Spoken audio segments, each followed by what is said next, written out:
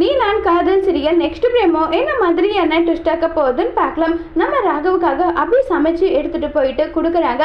சமைச்சு எடுத்துட்டு போனதும் ராகவ் வந்து எதுக்காக எனக்காக நீ சமைச்சு எடுத்துட்டு வந்திருக்க ஏன்னு சொல்லிட்டு கேட்டுட்டு இருக்காங்க. இல்ல உங்களுக்கு ஆல்ரெடி உடம்பு முடியாம இருக்கு, லூஸ் மோஷன் வேற ஆயிருக்கு.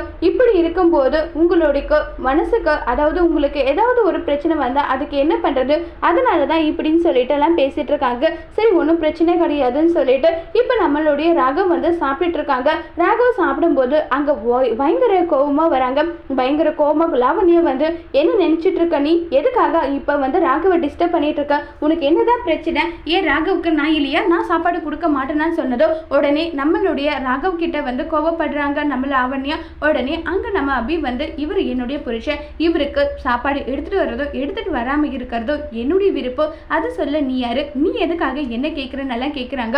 உடனே லாவண்யா ராகவ் கிட்ட இங்க பாரு ராகவ் இவ் எப்படி பேசுறான்னு பாத்தியா, இதை கூட பார்த்துட்டு நீ சும்மா தான் இருக்க போறியா, எனக்காக நீ பேச மாட்டியா நல்லா சொல்லி ரொம்பவே கோவப்பட்டெல்லாம் பேசிக்கிட்டு இருக்காங்க. இதை கேட்டதுமே நம்ம ராகவ் வந்து பயங்கர கோபத்துல இருக்காங்க. ஆனா அவர் கோவப்படுறது நம்ம அபி கிட்டயா லாவண்யா கிட்டயாங்கிறத வரப்போற எபிசோட்ல வெயிட் பண்ணி பார்க்கலாம். தேங்க்யூ.